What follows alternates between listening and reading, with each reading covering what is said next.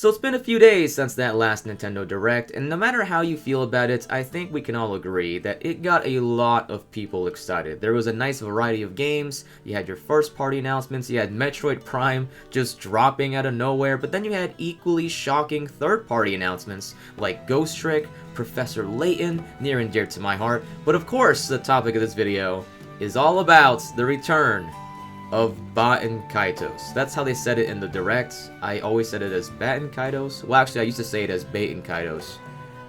They never say it in the game, and everybody says it differently. I don't really know, but we're gonna go with Baten Kaitos for the sake of consistency with the Direct.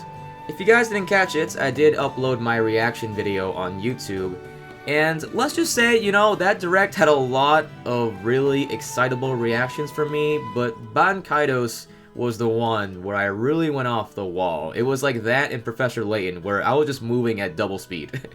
I burned so many calories that day. It's not just the fact that it's a game that I love, it's also the fact that why did they bring it back? There was no incentive to. It didn't sell well back then. It's probably not going to sell well now. I just could not see a reason why they would ever bring this back. These two games right here, I love them so much, but even I was like, why are you doing this?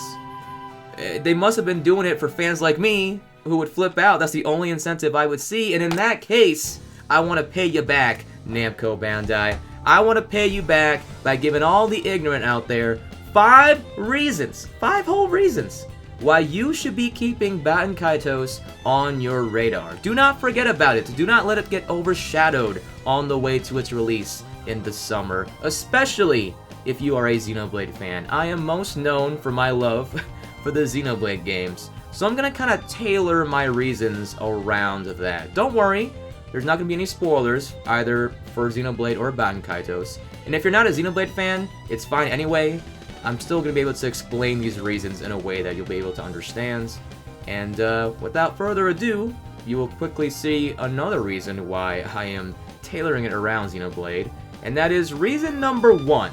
Both Baten Kaitos games were co-developed by Crescendo, who is probably most well known nowadays for the Tales of series. They just did Tales of Arise, for example.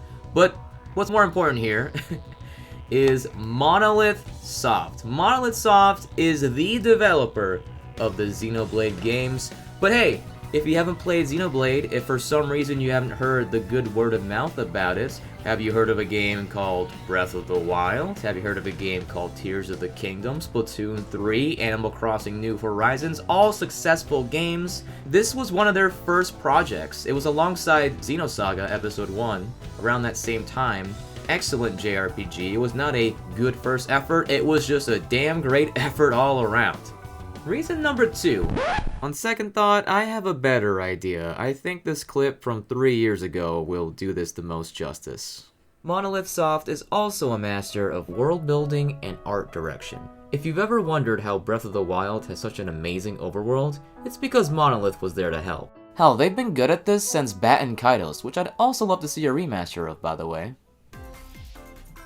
Yeah, sure, you're not walking through these huge, sprawling, open areas, but each environment, it just feels like you're walking through this painting come to life. Like, you will be absolutely floored. There's just so much creativity, so much weirdness, quite frankly. It's a very bizarre world as you get through it, but that just makes it all the more memorable, makes it all the more interesting.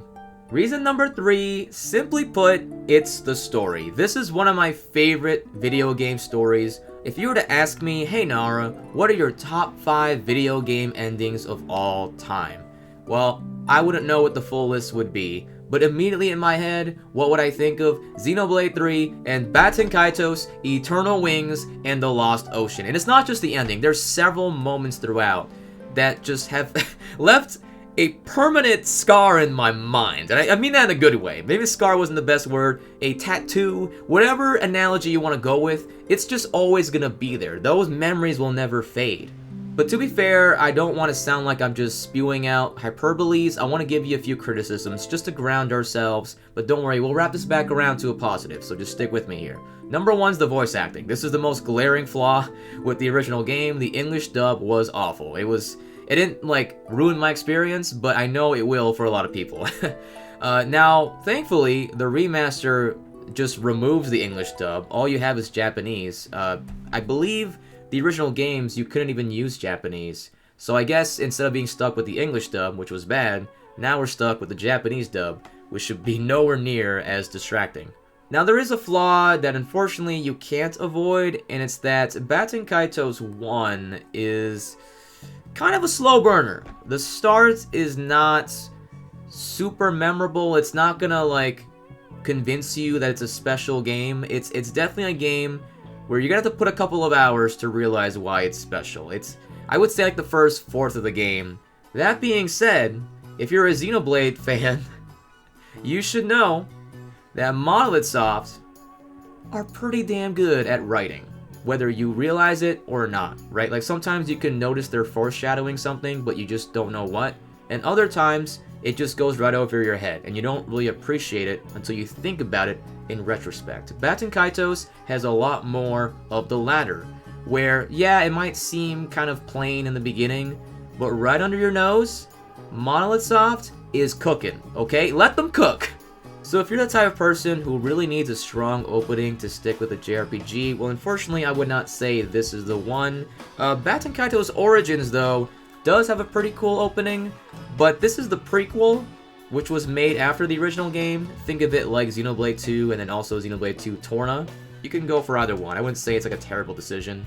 I would just recommend this one first, if you don't mind a slow opening. Speaking of Xenoblade 2, Baten Kaitos actually has other similarities. It's with the world building, certain events, to really appeal to all the Xenoblade fans out there. I think Baten Kaitos, in terms of tone, is the most like Xenoblade 1. Because Xenoblade 1's tone is like a pretty straightforward, serious tone. It's lighthearted every now and then, but it's kind of like, I don't want to say one note in a bad way. It's consistent, right? Xenoblade 2, a lot of it's lighthearted, especially in the first half, but it's also like the darkest Xenoblade game secretly. Like once you get to that second half, like it just goes crazy. And then Xenoblade 3 is also serious, but it's serious in like a sad way, like a sad, existential, introspective way. Now, out of all those things, like I said, I would compare it to Xenoblade 1. Don't take those comparisons too much to heart, though, because reason number 4 is the unique storytelling. Now, here's the thing. You can have a well-written story. You can have an impactful story, but that doesn't mean it's unique. That doesn't mean it tries to reinvent the wheel, doesn't have an original formula. A lot of times in these role-playing games, you are playing the role of your party. But in Baten Kaitos, you are playing the role of a spirit. Your spirit is bonded with the main character, you know, the one in the box art, right? The party will literally talk to you. And so you just feel a lot more of a bond between yourself and the party members. And not only that, it just adds a lot of weight and context, right? I'm talking about simple things, so I don't want to get into spoilers, so I'm just trying to talk about the most broad, you know, easy to understand things here. So, like, for example, right, let's say you're in a cutscene and just bad things are happening to your party members. Because you feel like you have a role in this story, like a guardian angel, right? You feel like this responsibility that you just want to help out. You want to, like, tell them something, you want to intervene, you want to do all these things, but you can't because you still are a spirit. But you feel like you have enough control. You feel like you have enough relationship with these characters that you yourself, the spirit in this game, can actually make a difference. Reason number 5 is the combat. Let's talk about that combat because I'm sure some of you looked at that trailer. You saw it was a JRPG, but you also saw there were cards involved. And you thought to yourself, well, I checked out. And as someone who has never cared about card game battle systems, card game video games, period, Baten Kaitos hits different. Because Baten Kaitos is way more of an adrenaline rush than you would ever expect out of a turn-based card game.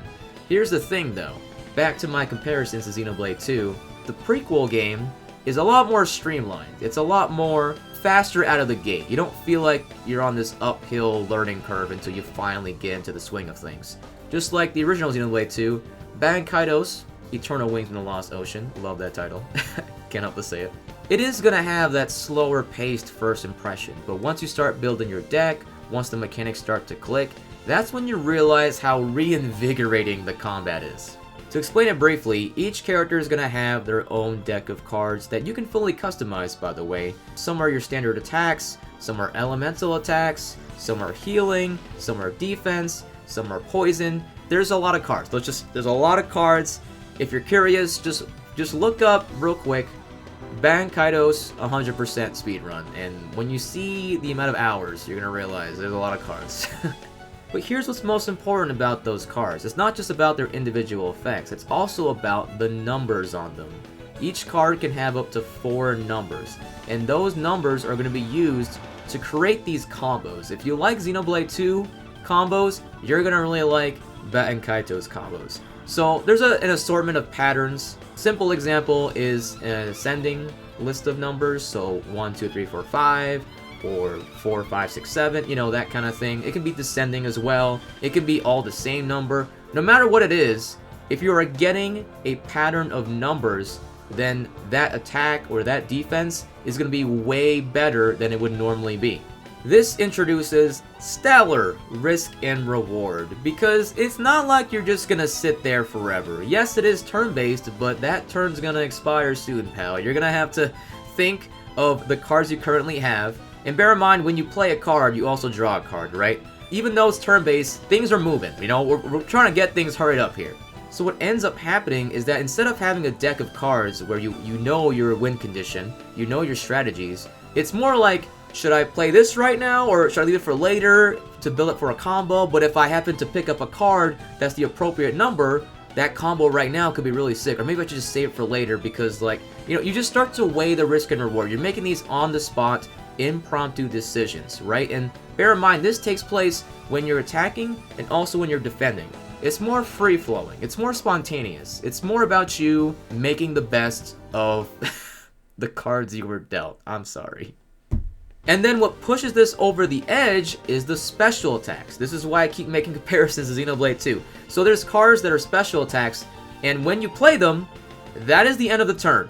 The problem is, they're not that powerful alone. They're more so powerful when you connect it to a combo.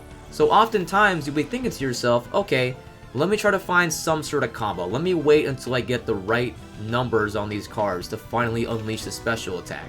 But if you're doing that, you're leaving this dead card in your hand, right? Because you're just waiting, it's just sitting there the whole time while you're drawing cards. And when you finally hit that long combo, it is so satisfying. It's satisfying to see those numbers go up, those damage numbers. I mean, it's just, I mean, those card numbers too. I mean, if you're building up a 1 through 9, that's just inherently satisfying, right?